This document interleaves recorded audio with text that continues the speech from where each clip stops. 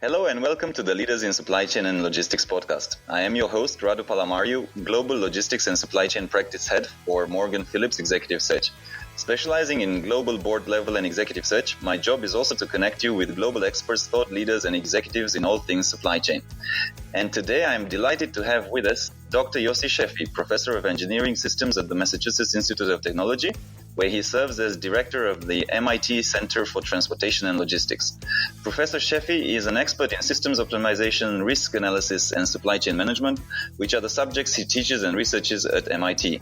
He is the author of many scientific publications and 5 books: Urban Transportation Networks, Equilibrium Analysis with Mathematical Programming Methods, The Resilient Enterprise, Overcoming Vulnerability for Competitive Advantage, published in 2005, Logistics Clusters, Delivering Value and Driving Growth, published in 2012, The Power of Resilience and How the Best Companies Manage the Unexpected, published in 2015, as well as his latest book, Balancing Green, When to Embrace Sustainability in a Business and When Not to, published this year in 2018.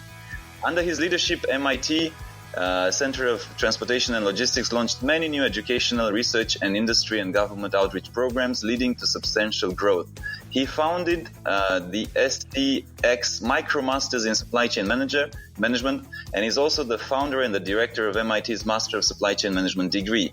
He also led the international expansion of MIT by launching MIT Center of Transportation and Logistics by launching the Supply Chain and Logistics Excellence Scale, in short, global network of academic centers of education and research.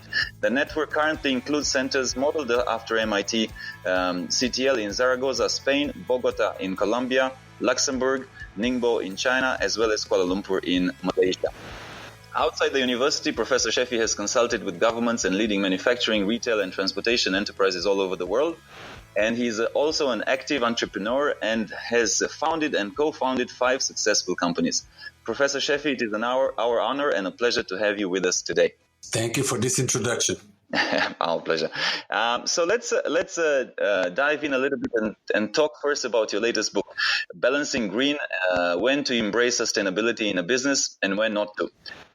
Basically, as far as we know, you have done extensive interviews with more than 100 executives, and you've looked at challenges, solutions, and implications of balancing traditional business goals with sustainability. Tell us a little bit, what's a realistic overview of how executives should think about these issues? Executives are kind of being attacked from all sides. In one sense, they need to provide profits, they need to provide growth, they need to provide employment, they need to provide goods. On the other hand, people want them to make sure that the company is secure, that they take care of environmental issues, they take care of social issues, lately even political issues. So companies are always under pressure.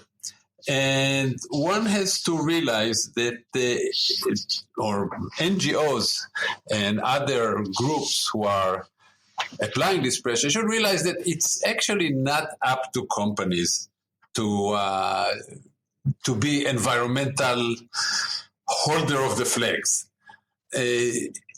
Companies have to respond to what the customers want, to what the consumer want. It turns out only very few people are willing to pay for sustainable product. While, to be sure, in all kind of interviews and questionnaires, lots of people say they are willing to pay for more sustainable product.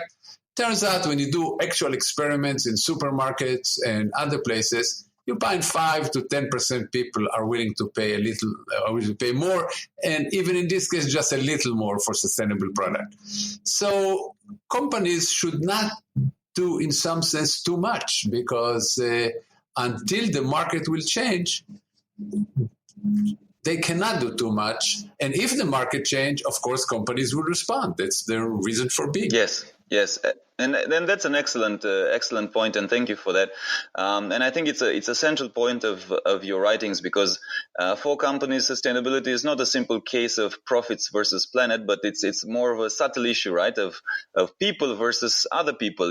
Those looking for jobs and inexpensive goods versus those who are maybe looking for a pristine and safe and environment for the future of their generation. So the question is, how far one should go with sustainability in the first place? Okay, as I said, the point is that until people are willing to pay for it, companies should be very careful in effect to going some, but not too much. The idea is, so what should companies be doing? They're actually, whether executives believe that it's a Chinese hoax or the challenge of our times, doesn't actually matter. That's one of the points in my book. It doesn't matter the personal belief of the executive, because there are reasons to do it, whether you believe it or not. But there are also reasons not to go too far. The reasons to do it are that, first of all, many sustainability initiatives also lead to reduced costs. The poster child for this is cutting energy, whether you are installing, windmills or all kind of, or change light bulbs or put regulators on your truck so they cannot go too fast. All of this lead to reduction in energy use and reduction in cost. So this is a win-win situation. You reduce carbon footprint and you reduce cost. There's no reason not to do these things. The second reason to do something and make sure that you are not an outlier who does nothing is risk management. You don't want to be the subject of attack by NGO. And there are many cases detailed in my book and elsewhere, of course, of NGO attack that were catching the media attention and then leading to reduced sales and loss of market value. So you want to do some things just to make sure that you are not a target of NGO and the media. The third reason to do it is some hedging. There are some evidence that the young people, millennials, are more attuned to environmental concerns than older people. So in that sense, one should hedge their bets. And there are many examples. For example, Clorox started a whole line of environmentally sustainable product, which they call Greenworks. This is a $40 million line of products, which is for an $8 billion company. It's a round of error, but it lets them understand the chemistry, understand suppliers, understand consumer in this market. So if the market changes, it's not clear that it will, but if it changes, they are well positioned. So these are some of the reasons that people should do it. But as I said, you cannot go too far. You cannot invest your way out of profitability, because if customers are not going to buy the goods, it doesn't matter. Yes, and excellent. I mean, thank you for the summary. So if I can recap in short, there's three big and main reasons why companies really need to look into this. One is, of course, cutting costs, reducing costs. Another one is reducing their risks of exposure to NGOs, and another one is some sort of combination of hedging and achieving growth. And also that combined with the fact that you were saying just now that companies are kind of under pressure from all these sides, and you gave a very good example in the book, I think, where you talked about also specifically about Walmart, right? Where Walmart worked with various stakeholders to develop seafood certification programs that actually support this sustainability. But then in 2015, Greenpeace actually attacked Walmart because they were not doing enough. As in this situation, on the other side of the story, where the Alaskan fishermen and state officials were complaining to Walmart that the company was asking too much of them.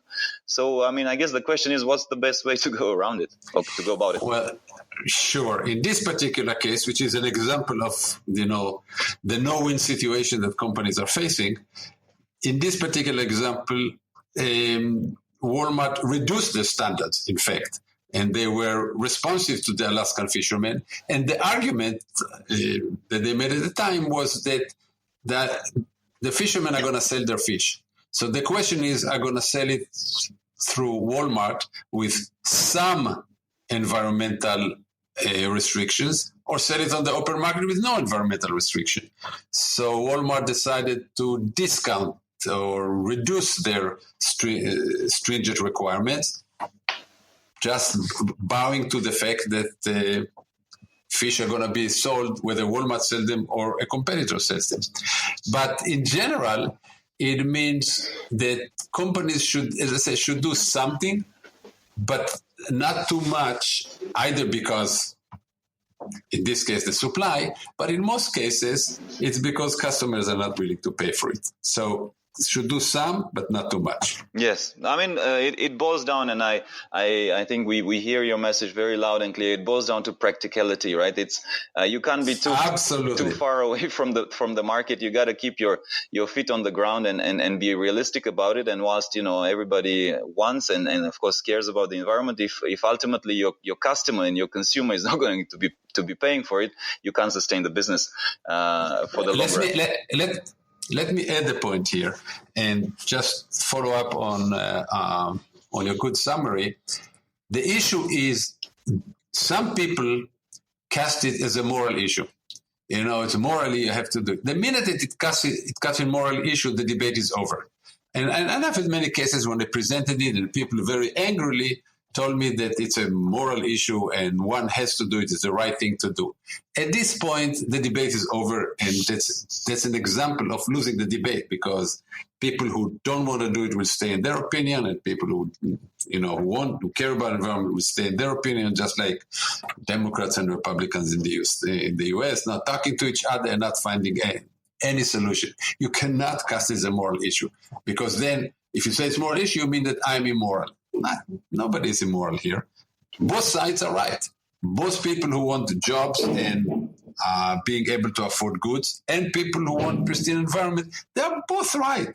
So we need to talk to each other and find practical solutions, basically. Yes, excellent add-on.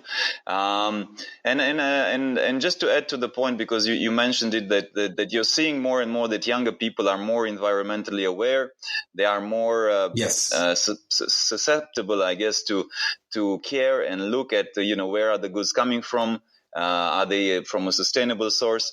What's your views, on the long term, and obviously Generation Y, the younger generations are more and more going to take over the market, aren't they, as buyers and consumers?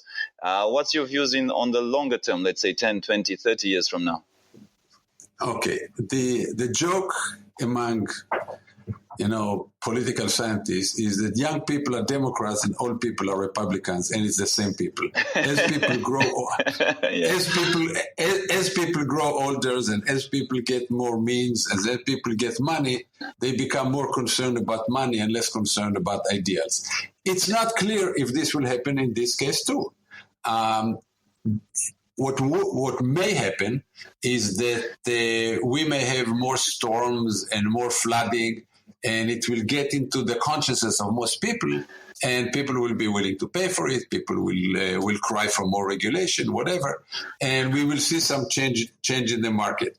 Right now, there are two issues. First of all, the people who care most for the young people don't have money, so they don't move markets. The second issue that one should not forget is that 2/3 of the world are living on a few dollars a day and can't even afford to think about environmental sustainability. We have a whole issue of the developing world that is not there, and most consumers in that part of the world can't even think about it. For them, it's a luxury good. So let's get realistic about how much the market can move in the next 10, 20 years. Later, maybe. And as I said, the one thing that I think can move the market is if it becomes more apparent that global warming is dangerous. And right now, when there's some,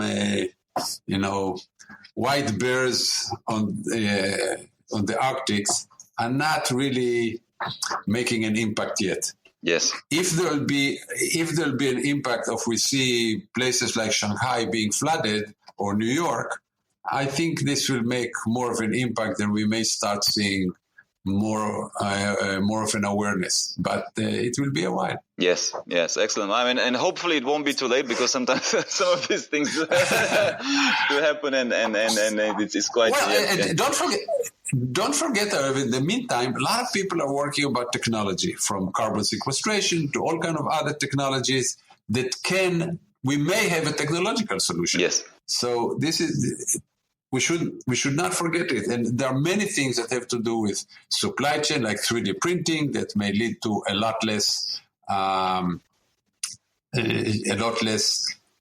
transportation, because you'll be manufacturing locally. There'll be with very few suppliers, just suppliers of raw material, without not too many tiers of in the bill of material. So it's there are some things that may change the picture in terms of technology, but it will be a while. Yes. And coming back a little bit to the price premium, right? That typically comes with more sustainable goods or produced goods, and this is also related to the brand, right? Because typically the brand symbolizes quality or symbolizes youth or other desirable attributes. For example, if we take Forbes' valuation of the Coca-Cola brand, right, which is over 50 billion based on the brand contribution to sales, it's an incredibly powerful brand. But this brings us to the question, are companies that have this type of very valuable brands particularly susceptible to pressure from the non-governmental organizations and their campaigns? And who else would be susceptible to this? What's your views? The answer is categorically yes. And by the way, this internal estimate by these companies like Coca-Cola and Disney and Apple and others are even higher than the Forbes estimate. So they think that the brand is everything, or count for most of their market value. So companies are sustainable. Of course, companies who are, it's not only brand, companies who are selling to consumers and they have a brand. So like Coca-Cola, like Disney. Also in particular, companies who sell to children. So toy companies, people care about this. So it's this is, people want to feel that these companies care about everything, about the environment, about social responsibility, about everything else. So there's some vulnerability here. Other companies who are vulnerable are companies like the companies have very deep bill of material and have many suppliers, because it's enough that one of these suppliers will do something bad, and usually the NGO will attack the original equipment manufacturer, the consumer-facing company, rather than the offending supplier somewhere in the bowels of, I don't know, Vietnam or Malaysia or Asia or China or whatever. Last thing, which is really interesting, is companies that have no halo effect. Companies like Amazon. Amazon, turns out, have, working for Amazon, whether along the supply chain, its supplier Foxconn, for example, makes the Echo, the speaker, listener, whatever you call it, the AI device that goes into home, with horrible working conditions. Also, working conditions in Amazon warehouse in Europe and the United States are really bad. Yet Amazon is a company that everybody loves. Everybody buys Amazon. So some attacks, does not, they are being attacked, but the media doesn't pick it up, it doesn't stick. So companies that don't have the halo, there are very few companies that have, like Amazon, Apple, and a few others that consumers simply love.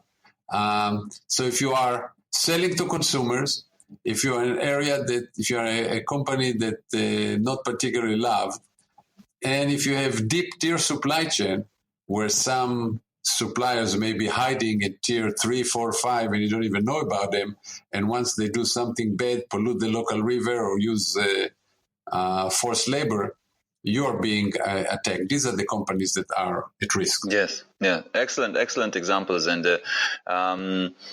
this makes me remember another example, and I think it's a company that did tremendously well on this topic. It's Unilever. So if you remember, Professor, they embarked on this journey, I think, a couple of years ago, when they made the vision of the company to be extremely focused on the communities that they served, and also in terms of their supply chain to go green, and basically I think they moved towards zero waste. I think their target was something like 2020 or 2025, and they already managed to achieve it, so which was fantastic. But I think their initial their initial intent was actually deeply rooted in this argument. I mean, I don't know if you want to call it an argument, but it's basically a fundamental that they want to be seen and perceived as a company that cares about the environment, cares about the community, and so on.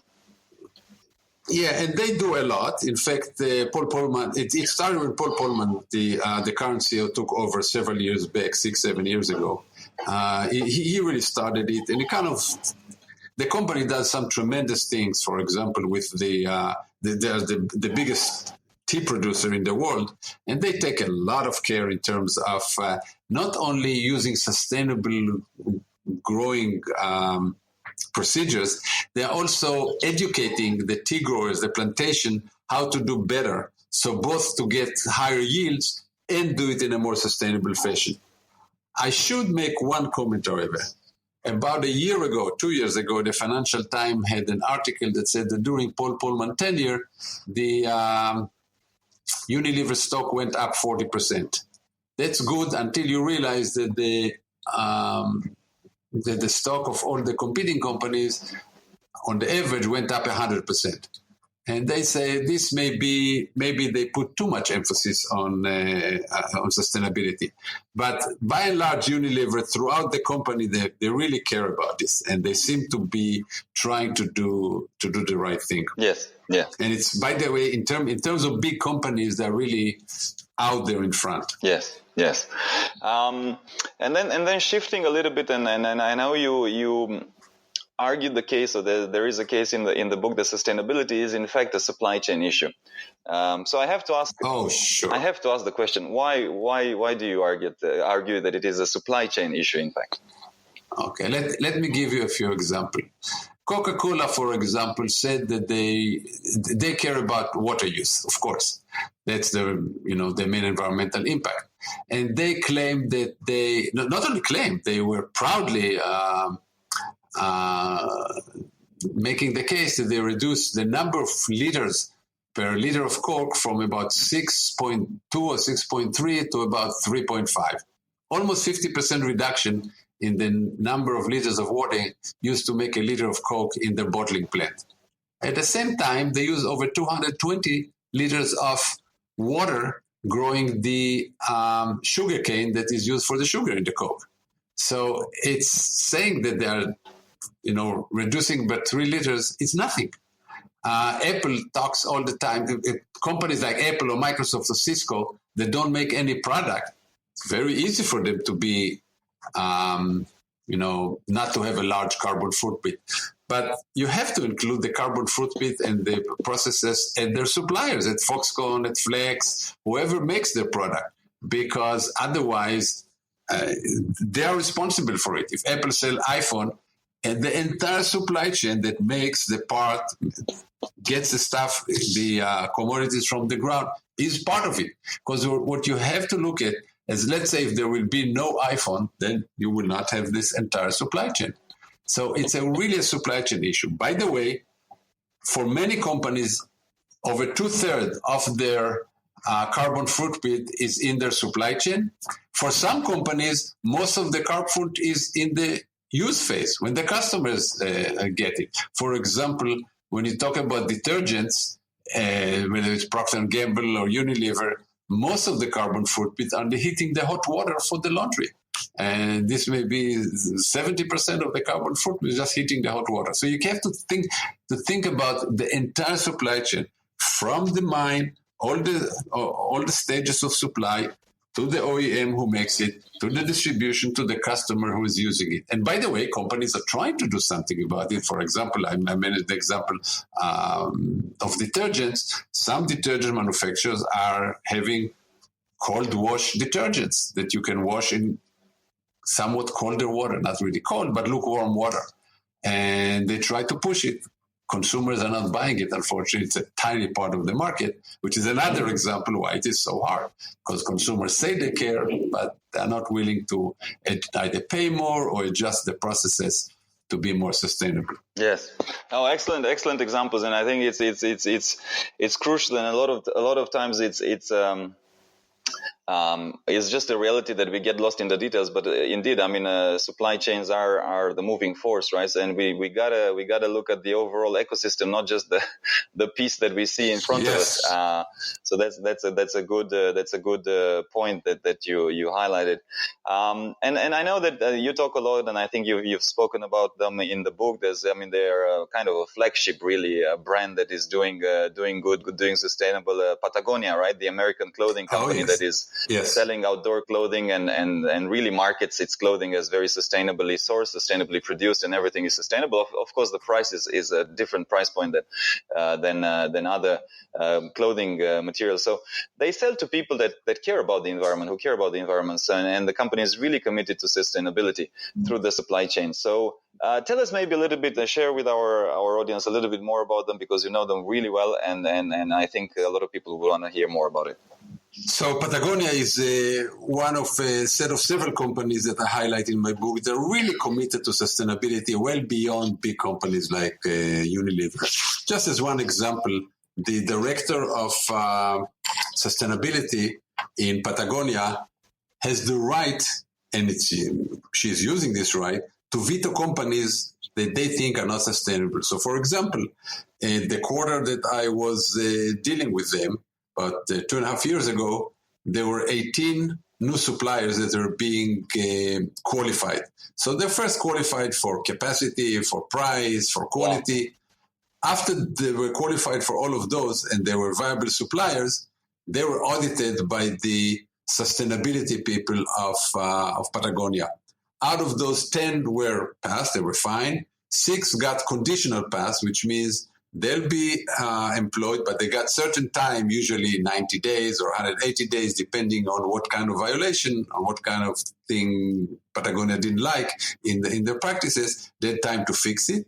And 2 of them were vetoed. The supply chain, the sustainability people said, we're not going to use those guys because we don't believe them, we don't trust them that they will actually change. So this is a very strong example of company committed to sustainability. In addition to this, if you go to the Patagonia website, you see their entire set of suppliers for every item that they sell, who the suppliers are, what the processes are. So it's a very, very open system of showing the world that they've got nothing to hide. Of course, the garments are they cost more, and they are selling to people who are willing to pay more, which means that they'll probably never be a company the size of Nike or Adidas or Unilever or whatever, because they're about, at this point, about $700, $800 million company. And it's a good sized company, but they'll never be multi-billion multinational, because most people are not willing to pay more for product, but there's a segment that it is, and that's a segment that Patagonia is selling to, and they're happy to stay at this size and not grow to be a giant. Yes, exactly. Super. So now if we had to move on a little bit to questions on a slightly broader area about the future of supply chain and the top trends that you're seeing, we had a good question actually from Sneha Susan, which actually was one of your students, and she was wondering. She was sharing that some of the major customer pinch points are being resolved by the emergence of omnichannel and blockchain. We'll talk about blockchain more in detail later. But her question was, what would be the best way to gear ourselves for the change that is ongoing and is to come? Specifically, I would say from a retailer perspective. Yeah, retailers, of course, are under immense pressure from the e-commerce providers, especially Amazon and Alibaba. JD.com and all the rest, because the e-commerce retailers don't have any fixed assets. They don't have to pay for all the assets that they have. But actually, the people who do it best are the people who do it in terms of multi-channel or omni-channel. Even Amazon just bought a food supermarket, Whole Foods, and they seem to be doing very well. Companies are also, the point is as follows. What customers want, they want to get the stuff fast from wherever. And the question is how to get it fast to them, because Amazon is conditioning customers to expect everything in a few hours. In Boston, for example, you order some Amazon product, you get it. Most product you can get in 2 hours. So other retailers have to do the same. Some retailers are using their footprint of retail location to start serving from retail location, but this also has a problem. And furthermore, some customers want to get it at home, some customers want to pick it up at the store, some customers want to pick it up at work.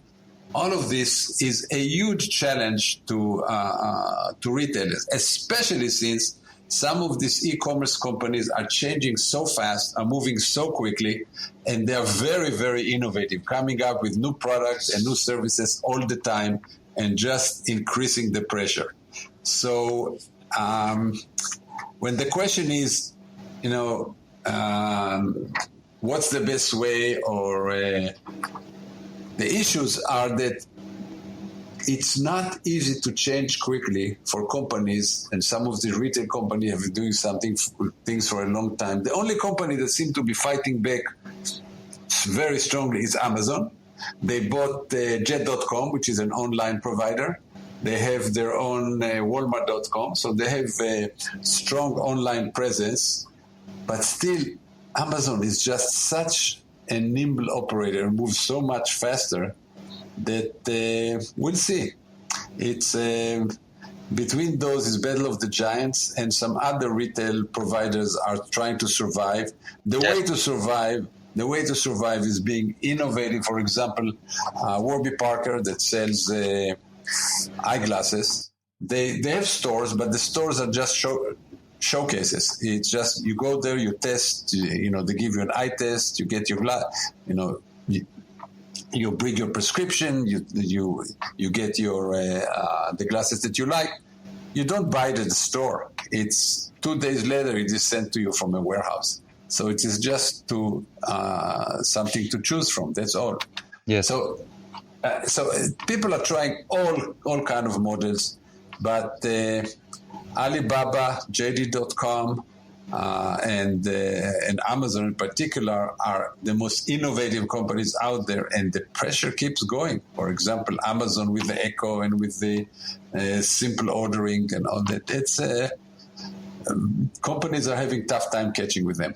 Yes, excellent examples, and I can share. I mean, since I'm spending a lot of time in Asia, I'm based in Asia, and you may know in the Alibaba world and in the JD.com world in China, they did the same. They acquired massive amounts of mom and pop shop. If you know the concept, I mean, it's smaller shops. It's smaller markets. And it's incredible the performance that they're reaching. I mean, basically, Amazon can do it in 2 hours in US. They can do it in half an hour to 45 minutes. And they can actually even, basically, you're at home and you can order fish, and they cut the fish for you and they deliver the fish to your door at your doorstep within 30 to 45 minutes. It's just incredible. And this is mind-blowing. So retailers really need to up their game because... these guys are extremely creative. And it's very hard to up the game, because at this point they have almost insurmountable advantage, because those companies, being Alibaba, JD.com, or Amazon, have so much data that they can apply AI and pattern recognition to these immense data points and get even better by knowing what the customers want even before the customers know what they want. Yeah. So they can push the stuff into forward location, because they know that somebody who just ordered A is going to order B and C within the next day or two. Yes. So they can get ready for it, because the amount of data this company, because of their size, is so vast that the new technologies, they can get advantage of new technology in a way that a new startup cannot, because they don't have the data. Yes. And just before, because we'll talk a little bit. We'll talk more about the new technologies and all this interesting developments, blockchain, AI, and all of that. But I wanted to, and a very good question that was asked was, what are some of the what are some of the key challenges and the key issues that are currently happening in companies and in MNCs in their supply chain, which maybe are a little bit overseen? I mean, what do we mean by that? I mean, sometimes we talk about AI or we talk about blockchain, but in actuality, right, a lot of manufacturing companies or a lot of even 3PLs, they struggle with getting accurate data in the first place, right? So, I mean, they are not geared up. They're not Amazon. They're not Alibaba, and they're not geared up. They have a lot of legacy systems. So their problem is a very fundamental problem. How do we get accurate and clean data? So I'm just wondering, are there some other patterns? Are there some other challenges or struggles that you see? Very fundamental. I mean, this is fundamental and basic struggles that you see across supply chains.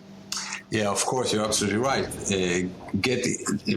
In some sense, it's relatively easy for Amazon to get data because the data that they need to get is mostly demand data. They are selling to consumers. They own the data. They are not manufacturers, so they don't have a big bill of material. They don't have, 10-tier supply chain deep into God knows where. So the problem for them, Amazon, Alibaba, JD.com, all these guys, is simpler than for General Motors or Unilever or Nike. So in that sense, it's easier. But companies, as you say, are struggling with this. Companies are struggling with political changes. I mean, Brexit, Donald Trump, now we have tariffs. We may go into a trade war, NAFTA. For many auto companies, the U.S. and Mexico are so integrated in terms of automobile production that many parts cross the border 4, 5, 6 times before they're put into a car, because several different factories are doing different processes on this part, being engine, transmissions, whatever you. So now it's not clear what will happen. Every time they cross the border in each direction, they'll have to pay, tariffs. It's not clear what's going on, and there's a lot of uncertainty. And by the way, because of this uncertainty, companies are holding investments. Companies are not investing, are not building new plants, in this case, in this part of the world, in Canada or Mexico, because they are waiting to see what's going to happen. So there's this uncertainty. There's some long-term trend, the world is getting older, at least in the developed market, as well as in China. Japan is, of course, a case in point, but all over the world, in Europe, even in the United States now, in Canada, the population is getting older, presents its own challenge of how to get to the consumer.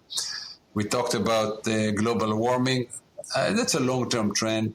Who knows what's happening there?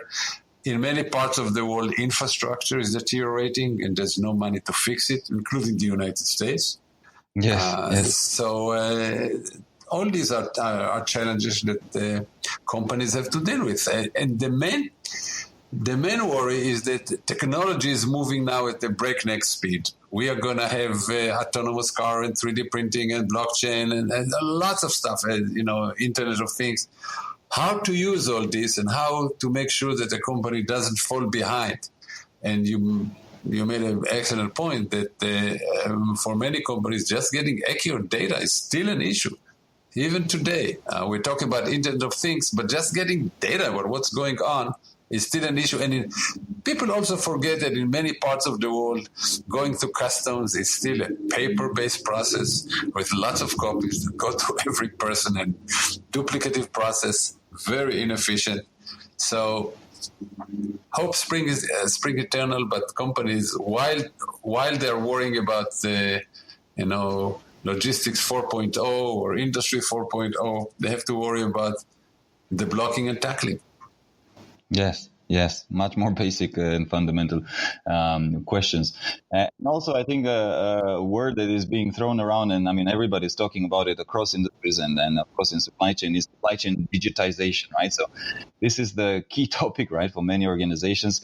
And a very good question that we got from Naveen. He was asking, with this supply chain digitization happening, will the supply chain function move from a back office cost center type of role to a front office revenue generation type of a role? I think it's actually already happening.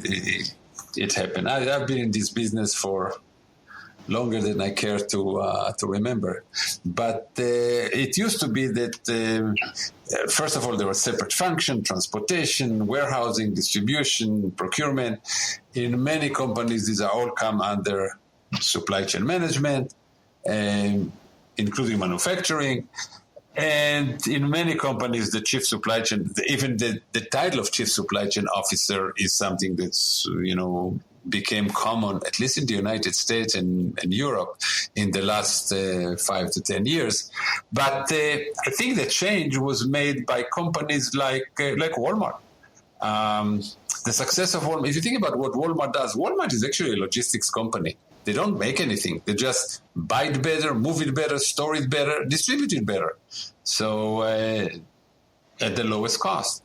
And the success of Dell with their postponement model of a few years ago. So people started seeing that the supply chain management can bring revenue and can be a competitive advantage. And in leading companies, chief supply chain officers are actually have a seat at the table. And by the way, the CEO of Apple was the chief supply chain officer. Tom Cook was the chief supply chain officer of Apple, became the CEO. In Walmart, almost every CEO used to come from the supply chain function. So we see it happening already. I don't think it's tied to digitization. It's tied more to globalization and the fact that it becomes where you buy, how you sell, how you distribute, where you're manufacturing is becoming a competitive advantage. So supply chain management people are at the decision-making table more and more, with and without digitization. Yes. And I want to add another name, which I think she's done a tremendous, actually two names, tremendous roles. So one is Annette Clayton, who, she still has the hat of Chief Supply Chain Officer at Schneider Electric, and now she's also the CEO of Schneider Americas. And then Pierluigi Sigismondi, who was the Chief Supply Chain Officer of Unilever, now he's running a big chunk of the world in Asia. So definitely that shift from Chief Supply Chain Officer becoming a CEO of a business is happening more and more because they're recognizing the strategic importance of the functions. And then we got a very good question from Lin Chia. I think, and I read, I think it's one of the fastest books that I've read. I need to pass you a compliment, Professor, The Power of Resilience, which is your book. I read it in a day. It's a fantastic book. And it's such a practical book that is very easy to read, and it's very fascinating and informative, of course. So Lin Chia, and I think a lot of people have read it. Lin Chia is asking, it's been 2 years since The Power of Resilience was published. So she's wondering, how has the type of supply chain risks that threaten large organizations shifted? Are there some new developments? Because now we have more IoT, we have more Internet of Things, we have more artificial intelligence. Are there more or different technologies used by companies to mitigate this type of risks? Maybe if you have some examples. Yes. Some of the big changes are the maturing of alert technologies. So there are several providers, Resilink and others. One come to mind, Resilink, because it was founded by a former student of ours. But these are companies that they do the following. They take data from events around the world, a fire somewhere, an accident somewhere, whatever. Then they map on this the location of a company facilities, whether it be plants or warehouses, and the facilities of their suppliers. And they tie to the bill of material and they say, okay, these suppliers make part ABC that go to customers XYZ. And then they say, okay, the value at risk, if something happens to this plant, then this supplier, then this customer and this customer from whom we get that much money is at risk. So what happened is when there's let's say an earthquake somewhere, they can immediately say, okay, we have these parts we're not going to have them for 2 weeks, 3 weeks. These are the customers that are at risk, and these are the value that is at risk. So they can actually rank the customer at risk and decide which customer we should pay attention to, which customer we should focus on, which customers we should find immediately replacement for, and which customers can wait a little bit. So this ability to manage when something happens is something that is growing, and many companies are using this type of software. They have several competitors.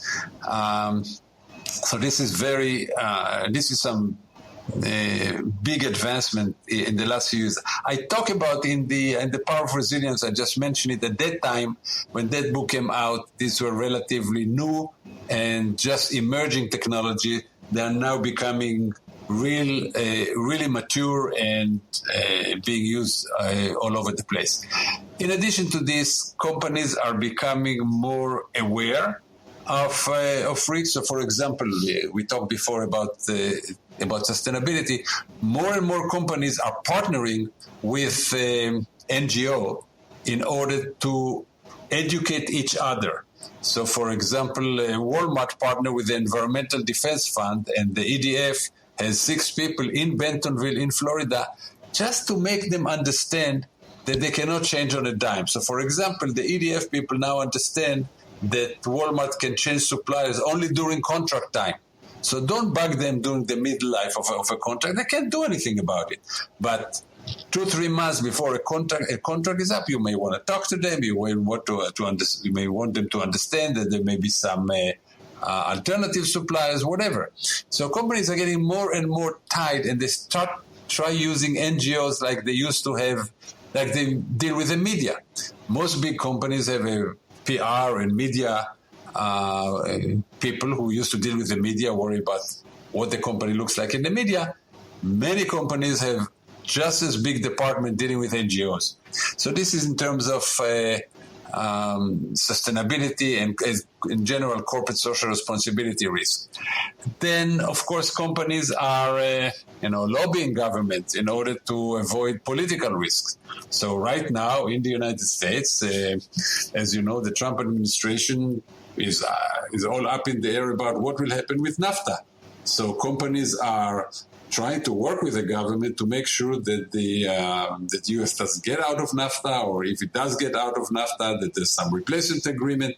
So companies are much more working with the government closely. And the big change is that technology companies are doing it. Technology companies like Google and Facebook didn't used to deal with the government at all. But in the last 5-10 years, they realized that regulation and government intervention can be a big risk.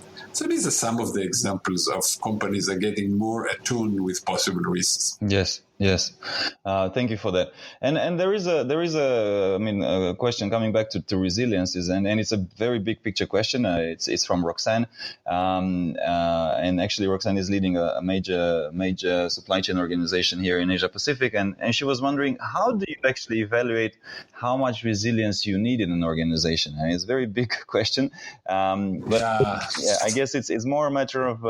And I know her company very well, and it's a very established company, and they're doing well. But I guess her point is, what would be, from a layman terms, what would be some of the key indicators that you look at to kind of determine that level of resilience you need? Okay, that's a tough question because I don't have a one-size-fits-all answer. The question asked us is, number one, how do you evaluate how much insurance you buy? When you buy insurance, the insurance company would love to sell you more insurance, but you don't. You somehow get an estimate or some idea of what do you want to insure against. In the same way, you should think about what are you most afraid of, and what do you want to insure against, and how much it's going to cost you to insure. The problem with insurance, as it is with the resilience, is that the costs of preparation are real and are now, while in the best of all worlds, you're not going to use it. Nothing will happen, and you're never going to use it. So it's a tough decision. What I would generally argue is that you may want to replace some insurance with resilience, with being more flexible, being more agile, being able to respond faster, having multiple suppliers, because insurance by its very nature is an adversarial process. If something happened, now you have to sue the insurance company for them to pay. They don't want to pay. Resilience is a company innate capabilities. I mean, you have it, and you have it in case, not only in case something bad happened, but in case something good happened. If demand goes up significantly for a new product that you didn't anticipate, being agile, being flexible helps you provide the market with a product even though you did not anticipate it. So it's very hard to say how much resilience you need. There are many, of course, facets of resilience, but I would say think about insurance, how much insurance you need, and how much insurance you can replace with more resilience. Yes. No, excellent analogy. I mean, it's really a very good analogy. I'll use it from now on. Thank you for that. It's really Okay. yeah, it really drills the point, and it's it makes it simple to think about it. And of course, different companies will have different risks, right? And will have different Of course. needs. And you're right. I mean, it cannot be one size fits all. It's just like with humans as well. I mean, depending on your circumstances. But thank you for that great analogy. And I need to speak a little bit, and we have Professor Rajiv. Professor Rajiv basically runs a supply chain MBA here in Singapore for one of the business schools. And he had a question regarding your book, Logistic Clusters, where you basically applauded Singapore as one of the most successful logistics clusters in the world. Obviously, you may know there's a huge drive in Singapore for smart city, for digitization, for smart nation, for systems, for intelligent solutions. So the government is doing a lot about transforming Singapore through technology and digital innovation. So, in your perspective, would this, of course, it's the normally that this would help Singapore, but how would this add, let's say, to Singapore's status as one of the global leaders in the logistics space? Okay, most of the digital move right now in Singapore, the Smart City Drive and others, or the Smart Nation Drive, are dealing with consumers and drivers, and dealing with population dealing with the government through technology. This just makes life in Singapore more pleasant. The port itself is already a leading port in terms of technology. It already almost everything that could be done with technology is done with technology, and I don't think this particular will have. Singapore is already ahead of many other ports in the world. Let me put it this way: 85% of the goods that come into Singapore airport never enter Singapore. They just transshipped and go elsewhere. So this is already done with a lot of digital help.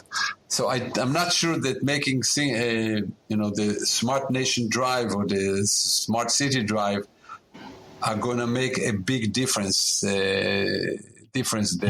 Yes. If at all, it will be easier to get in and out of warehouses, but most of those are close to the port anyway, so it's not something that will have a big effect in the city. In fact, a lot of places, I've been to Panama, I've been to, I work with the Panamanian, I work with Colombia and many other ports. They're looking up to Singapore and Rotterdam, I would say. Singapore and Rotterdam are the two leading ports in the world, and in terms of digitization. But Singapore is still the number one in terms of everything that's done. This is just part of it. Yes. And now the question that a lot of, I think I've had at least 10 or 20 people asking this question. So we need to talk about it, Professor.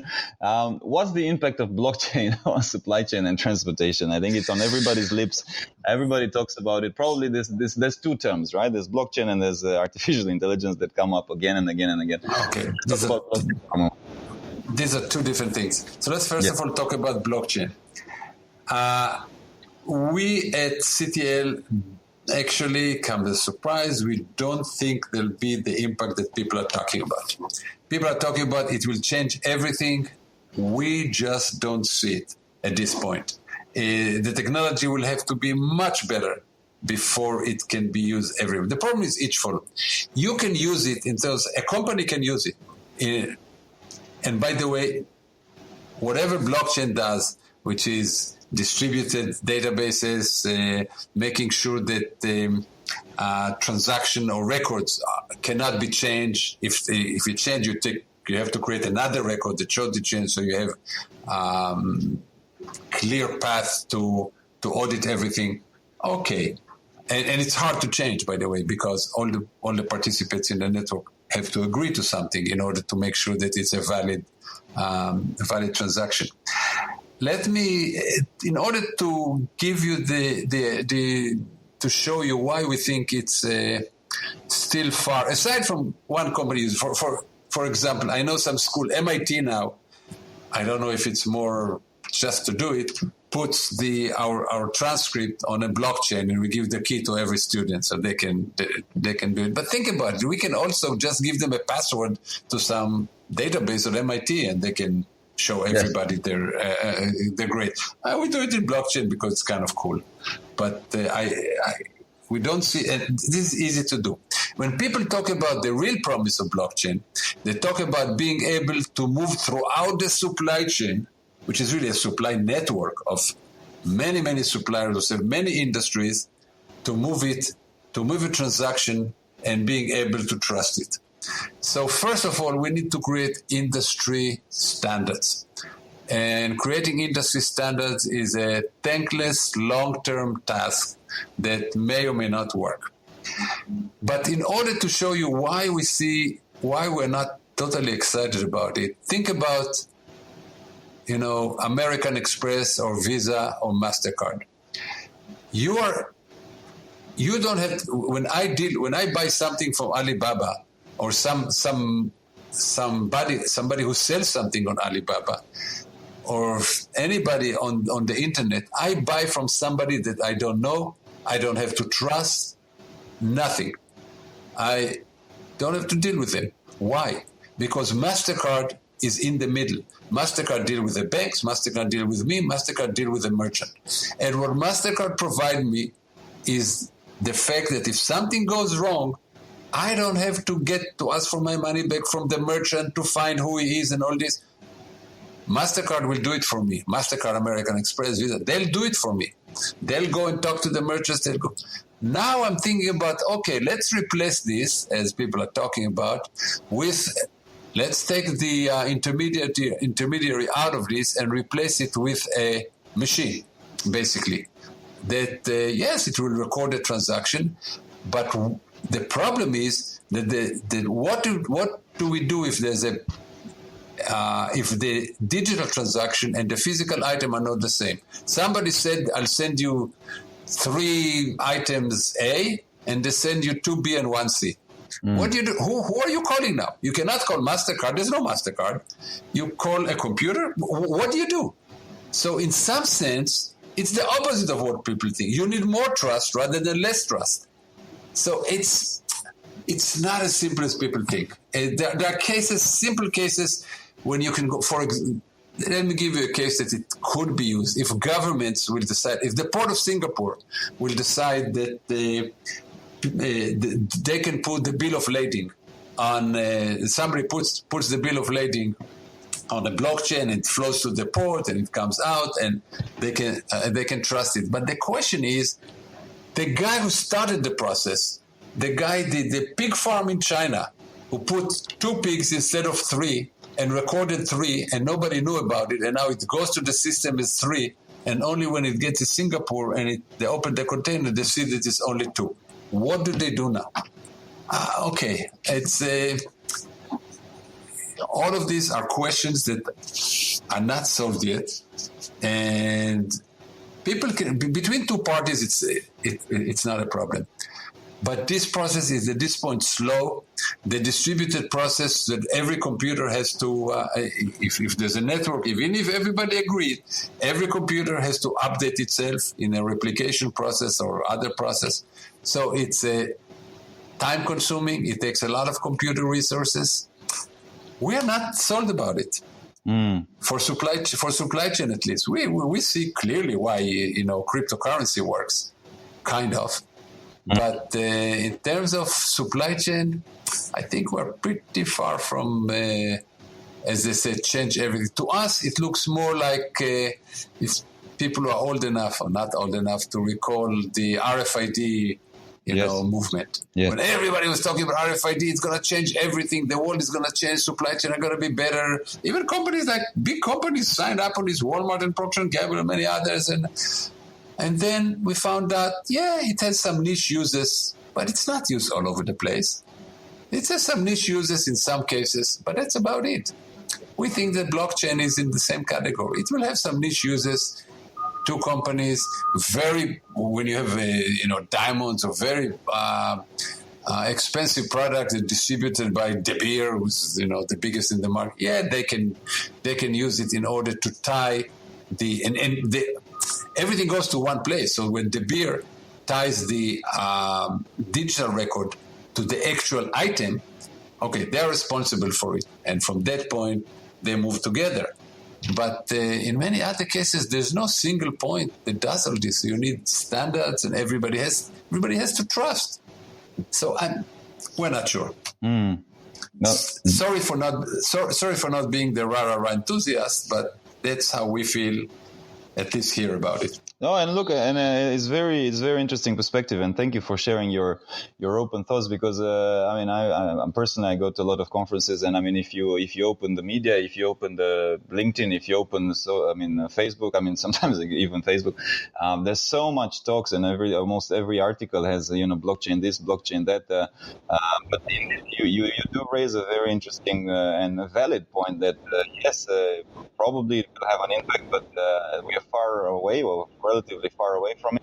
And in the practicality, and it kind of links back to the supply chain and sustainability side, isn't it? Right? In practicality and yes. In reality, do we really? I know actually there's some steps, and we're going to have a very interesting podcast with IBM that's going to talk specifically about the different blockchain implementations that they have already done. So I'm looking really forward to that. But again, there's far and few between. There's not so many yet. When you talk to IBM, press them on when they said they're done. I've listened to IBM many times and ask them what is done and what is done in terms of a test. What is done in production and what is done in test, and why many of the tests are not going to production. Mm-hmm. So, because a lot of their examples are people who are testing some on a small scale rather than production. Anyway, I will jot that down. Okay. Final question on this segment, and then we move on to the last question. So, Brita had and she was talking a little bit about, you mentioned Walmart. A lot of global retail companies are trying to build their own supply chain logistics network. On the other side, you have Alibaba and Amazon and JD.com really investing hard in buying their own fleets and trucks and planes and ships and so on. How do you see this impacting the business model of 3PLs? Will they take them out? Will they badly impact them? Will they coexist? How will it work? Look, I think they'll coexist. I don't think it will be. There's still lots and lots of small companies, and many more so all the time, they cannot function without third-party logistics. What will happen is, and by the way, many other companies like automotive companies or large companies or Unilever or Procter & Gamble or Intel or whatever, they're not getting into this. It's only the e-commerce giants are getting into this. And surely providers like UPS and FedEx may lose some business because they may lose some of the business that Amazon does on its own, whether it's through plane and through the last mile distribution. They do a lot of their own. But 3PLs still have a vast number of companies who will need their services. So I don't see the big risk for the 3PL. I just don't see it. What will happen is, as these things grow, as the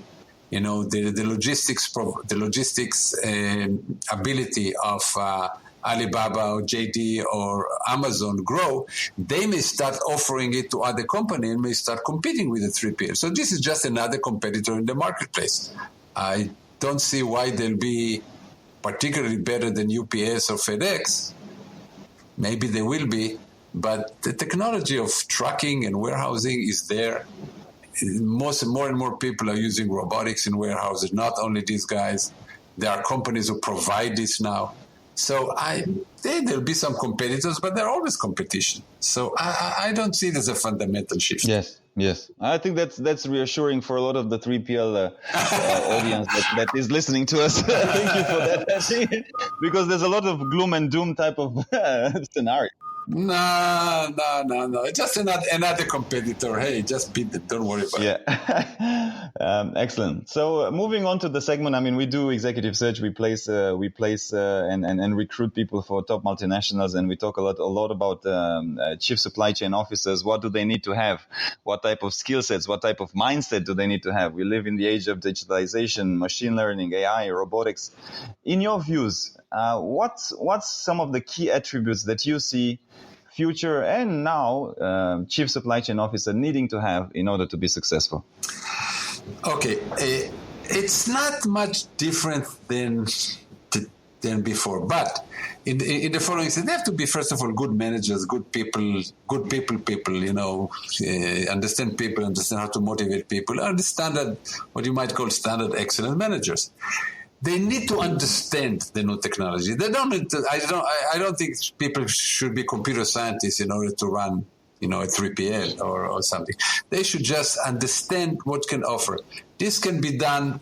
The beauty of it can be done with online courses from everywhere. Just understand the technology, what it can offer, what it cannot offer. So you cannot be snowed by your IT people, in fact, or by a consultant that comes to you. So you need to understand what AI is and is not, what blockchain is and is not, what 3D printing can and cannot do, and in what time frame, when autonomous vehicles may become an issue. But just being able to watch it, or having people around you who can watch it. But I don't think that people should become technocrat, understand only, come from computer science in order to be able to be a successful chief supply chain officer, because it is still a people and process and management business more than anything, more than the technology is one aspect of it, and it's changing for sure, but everything is changing. People expectations are changing, policies are changing, regulations are changing. So what else is new? Correct. And looking at the other scale of the spectrum, right? So on the one side, you see the top of the pyramid, the chief supply chain officer. On the other side, obviously, you're a professor. You're very closely linked and training the future bright minds in the supply chain field. Would be interesting to know which are the most relevant skills companies that you see are looking for in fresh graduates, right? So, and maybe if there's a difference, like in Asia versus Europe versus US. Okay, I don't think that most of the people who hire here are multinationals, and they'll hire somebody here to work in Asia, to work in Europe, to work in South America. So I'm not sure that that companies are that much difference. But what this and I must also qualify that says that we are dealing with large companies. People who recruit at MIT are large companies. It's the Amazon and Apple and Procter & Gamble and Unilever and Intel and UPS and FedEx. These are the people who recruit here. They are looking for technology know-how. They are looking to being able to analyze data, very important. So, of course, understand logistics and supply chain. They are also looking for the soft skills. Should be able to give a talk. Should be able to work in a team. All the soft skills that we always talked about are still very important, and people are still looking at this. But the requirement just grow. There's also another thing that we also tell people, because we can't teach everything, of course, during somebody's master. They spend a year with us for a master, so we can't teach everything. We tell them that one of the most important thing is lifelong learning for this young recruit. Make sure that you, and in fact, we tell our students, go only to companies who promise that they'll allow you to continuously learn and go to courses and grow. So, and this is our message both to companies and to our students, that the world changes, and while mostly what we are trying to give them is the ability to learn. It's being open and being able to learn, whether it's how to negotiate or what's inside the blockchain, whatever. Okay, so basically a question that was around skills and especially for the young generation, right? So basically, in terms of the people that are graduating from MIT, what do you see, Professor, as the most relevant skills companies are looking in fresh graduates? And maybe if you can tell us a little bit, US versus Europe versus Asia. Okay, as you know, most of the companies who recruit at MIT are large multinational companies who recruit for all over the world. And I don't think it's very different in terms of what they're looking for. They're looking for, I define it as all of the above. They're looking for technical prowess. They're looking for of course, understanding logistics, supply chain management, where it's inventory planning, network design, procurement, distribution, manufacturing, what have you. They're looking for being able to have the soft skills, being able to work in a team, being able to, explain what they're talking about, being able to write, so some communication skills. And mostly what we're telling both our graduates and the companies who are recruiting here that the most important thing is lifelong learning, which is now cheap and easy to do because of MOOCs, because of online learning. There are courses for free or for very low cost around the world. Not only MIT, lots of other places are offering courses. And one can, because the world is changing. The world is changing because technology is changing, policies are changing, processes are changing, competition is changing. So lifelong learning, being able to understand new phenomena, understand how to get into new area, is the most important characteristics of companies when they recruit. And we tell our students that's what they should be looking for when they are looking at a company and decided which company to work for. Yes. And how do you see? I mean, in reality, education now. So we're preparing people for, and we're teaching them skills and mindsets in school. But then by the end of even sometimes by the end of the education process, technology would have changed. And there is a certain gap. One of our listeners, John Hancock, was wondering, there is a challenge today in closing that gap between what's needed now and what the education system is producing and what's going to be needed in a few years. What's your future vision of supply chain and logistics education? Well, as I said, the most important thing is continuing lifelong learning, continuing to take online courses, come to executive courses, being able to renew oneself all the time. Otherwise, one becomes redundant, really. One becomes irrelevant to the company, and that's usually lead to end of careers. So being always fresh on the technology, on processes, on what the competition is doing, everything, going to conferences, taking courses, very important all the time. It's the only way to keep on top of the changing world. Yes, but if I can just drill a little bit with an example, because I know that MIT sits on I mean, basically everybody regards you as the pinnacle of education, of system, of engineering schools. How do you do it at MIT in terms of maybe some examples of keeping yourself from teaching students and methods and practicalities and case studies? How do you continuously evolve this to make sure that you're giving them the best, ways in which they can learn? Okay, first of all, MIT is a research institute, first and foremost. It's actually not an educational institute. It's a research institute that has a school tied to it. So in that sense, we always have the current research, which is usually a leading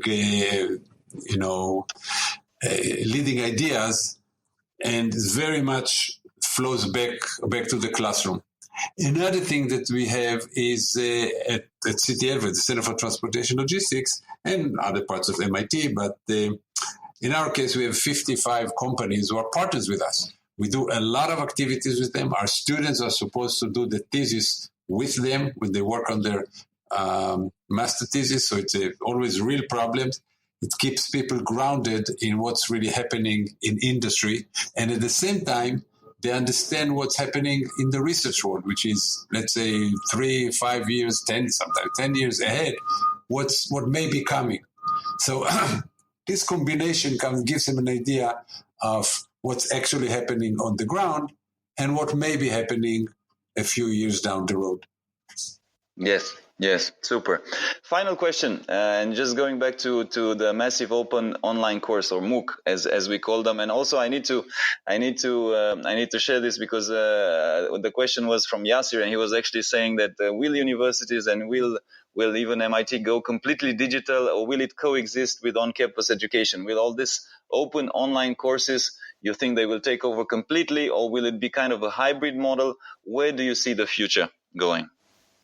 Okay, I can give you my own view, of course, not the MIT view. And so I think that depending what you're looking at, I think that the undergraduate education is not only acquiring knowledge, but is growing up. It's leaving home, growing up. So depending in areas, for example, in countries that have military service, that people must go to military service, it's less important because people grow up in the military. They, mature there. They spend 3, 4, 5 years in the military, and then they go to school. So they don't have to go to school in the same way that people 18 years old leave home and go to school to spend 4 years and kind of mature. So in the, say, American system, where there's no required service, but people at 18 go to college, one can probably shorten it to 3 years from 4 years, or to 2 years from 4 years, because if you think about calculus, physics, lots of chemistry, lots of these subjects don't change very quickly. So there's no reason not to teach them online and then teach more advanced courses when they're more tied to, say, current trend and ongoing research. Bring people for the last 2 or 3 years of undergraduate. I think that master and professional education is, I define it as usually master level courses, master level programs, master level degrees for people who want to go to industry, not people who want to do research. People who want to go to industry. For them, I think it will go to totally online at the end. The online is becoming better and better, and there are even some indication that people learn better online. So I think while we still believe at MIT in a blended model, for example, if people take all our 5 courses, what we call MicroMasters, all 5 courses, take the exam, take the final exam, they can apply to MIT and several other universities and get a master in 1 semester. Because in the 1 semester residential part, we do case studies that are better doing in person and online. Because the technology is not perfected yet, we do some teamwork. We do other things that are easier to do online. But long term, I think that professional education, master level education will go to totally online. In terms of PhD level, again, it's a entirely different model because it's more of an apprenticeship model.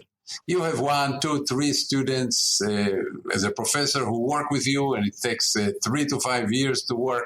And this apprenticeship model, people do benefit a lot, the students, from residential, or at least partly residential, or a combination of residential and work. So I think residential will not go away on the PhD level and on large part of the undergraduate level. So this is probably a more detailed answer that you were looking for, but that's what I feel like. No, appreciate it. And of course, it may not be a popular answer with some of your colleagues even, but and definitely maybe not some of the community. It is not. Look, for a fact, I know that it's not. So it's not like you assume it, but most colleagues at MIT and elsewhere are not signing up for this idea, but enough of us do. So I think it will grow. Yes. And I mean, definitely also a very big shout out to our audience, because they should go online and go on the MIT website and check out the different open online courses that you have, because it's very interesting. You also have a podcast for the MIT yourselves, and it's extremely valuable and a great source of inspiration. And I think most importantly, and based on the conversation that we've had today, I want to urge our listeners to go and check out your latest book, and buy it and read it, because I think it's a very good read through, as well as comprehensive summary of all that is happening in the sustainability field. Professor Sheffi, thank you so much for your time. Thank you for sharing all the insights with us, and it's been a pleasure to have you with us today. Thank you very much, Radu. I enjoyed doing it. Thank you for listening to our podcast. If you liked what you heard, be sure to follow us on radupalamario.com/podcast for all the show notes, links, and extra tips covered in the interview. Make sure also to subscribe to our emailing list to get the news in the nick of time. If you're listening through a streaming platform like iTunes or Stitcher and you like what we do, please kindly review and give us 5 stars so we can keep the energy flowing and get more people to find out about our podcast. I'm most active on LinkedIn, so do feel free to follow me to stay tuned for our latest articles as well as future guests for the podcast. And if you have any suggestions or any other idea, please feel free to write to me. I respond to all. And also, please make sure not to miss our next episode, where we will be having a few other C-level and top leaders in supply chain joining us. Stay tuned.